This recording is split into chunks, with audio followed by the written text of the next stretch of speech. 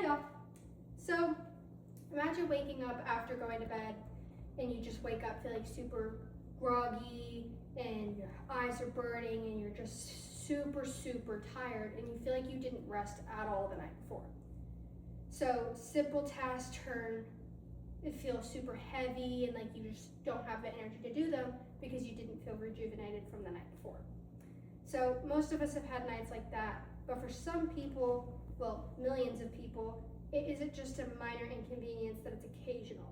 It's a daily routine.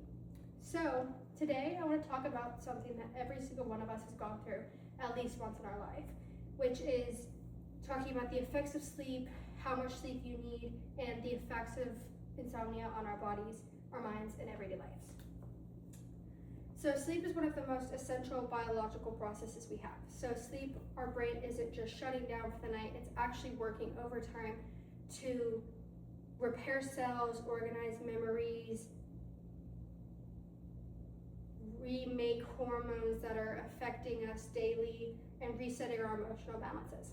So when we get enough sleep, we think clearly and we can react quicker and handle stress more effectively.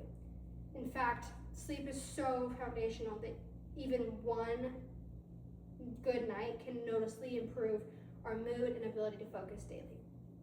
But when sleep is missing, everything begins to shift.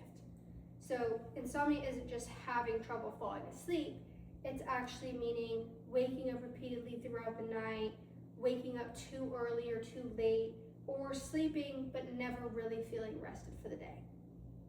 So the effects show up super quickly. People with insomnia also struggle with concentration, memory, and decision making. And tasks usually that are simple end up feeling really difficult and feel like you have to put a lot more effort in than you usually would have to on a daily basis. So even emotional reactions become harder to control, so people that aren't dramatic can seem a little bit more dramatic because they've had less sleep on them than usual. A minor inconvenience can feel overwhelming and make you super anxious, which also drains more energy. But this all happens because the person's brain is running on empty, whereas usually it's running on more energy. So the physical effects are just as serious. So chronic insomnia can weaken the immune system, making you get sick easier and stay sick longer. So it can disrupt appetite regulating hormones, which is why people that don't get as much sleep crave sugarier drinks and foods, but also high calorie foods, which affects your body very much. Over time, insomnia is also linked to higher risks of heart disease, high blood pressure, diabetes, but the scariest part is the less sleep you get, the more likely you're at a higher risk for things like cancer.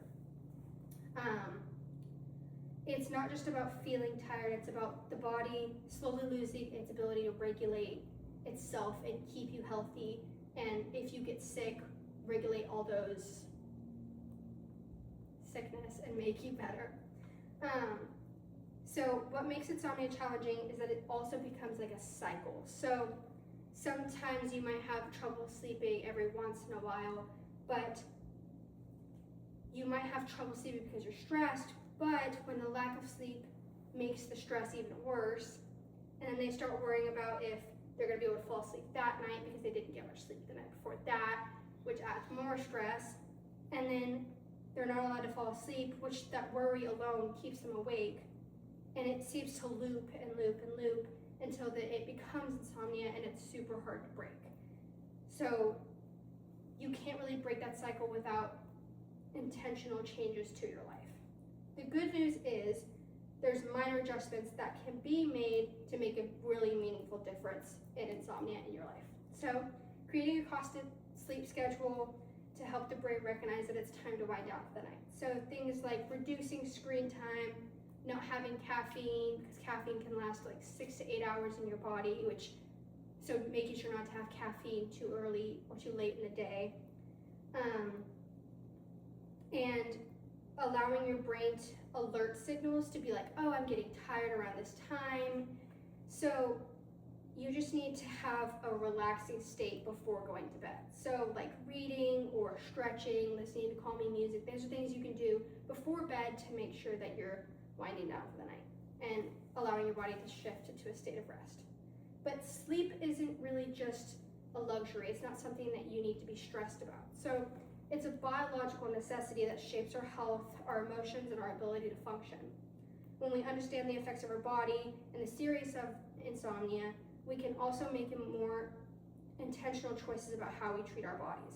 So next time you're thinking about pushing through another night to finish an assignment, sleep isn't wasting time. It's one of the most powerful tools of protecting our health and becoming our best selves.